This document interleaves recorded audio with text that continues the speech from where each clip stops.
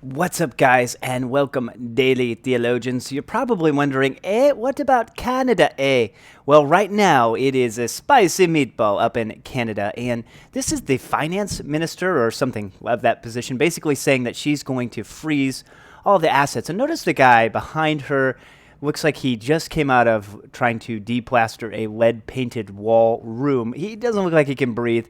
And, of course, Justin Trudeau behind her on the other side.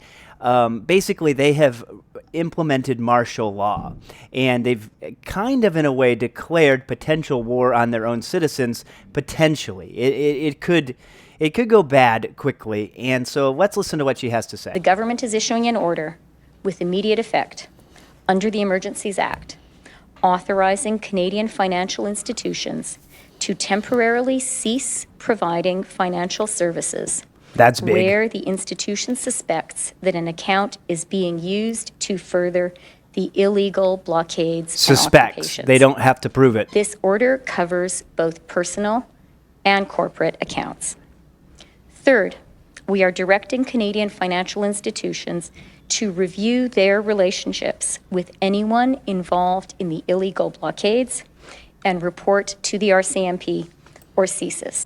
So GiveSendGo was hacked, and basically now the government is saying anyone associated with them is kind of akin to a terrorist. It's actually unclear what they're saying and what the extent of this is, but you can see how they could easily swing it now because they basically have unlimited power.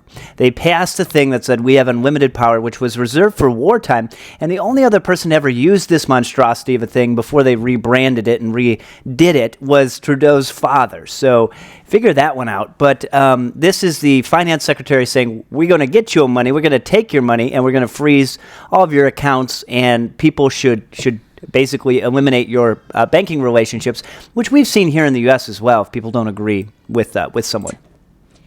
As of today, a bank or other financial service provider will be able to immediately freeze or suspend an account without a court order. So no court order. In doing so, they will be protected against civil liability for actions taken in good faith. Good faith. Federal government institutions will have a new broad authority to share relevant information with banks and other financial service providers to ensure that we can all work together to put a stop to the funding of these illegal blockades. Okay, so basically they're pulling all the stops out. And when you think about some of the language used, good faith and no accountability, this is tyranny, basically, according to the people of Canada. And you can see why. They're saying, we want to talk with you, we want to meet, we want to discuss these things so we can have our lives back.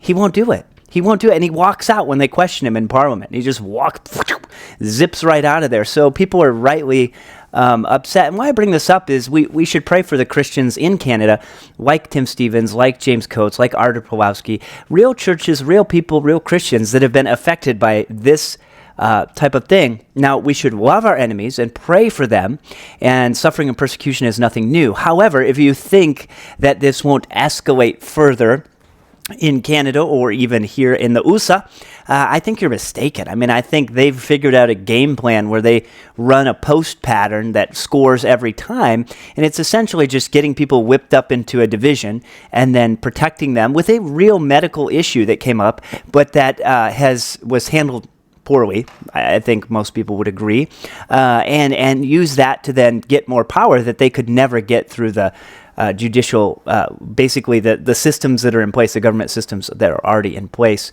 And of course, the solution is to look up because Jesus Christ is coming back. He's ruling, he's reigning. Matthew 24 says people's hearts will fail them because of things coming on the earth, and that your redemption is near. When you see these things happening, look up. So I think each day, the only position I have eschatologically is that each day we're one day closer.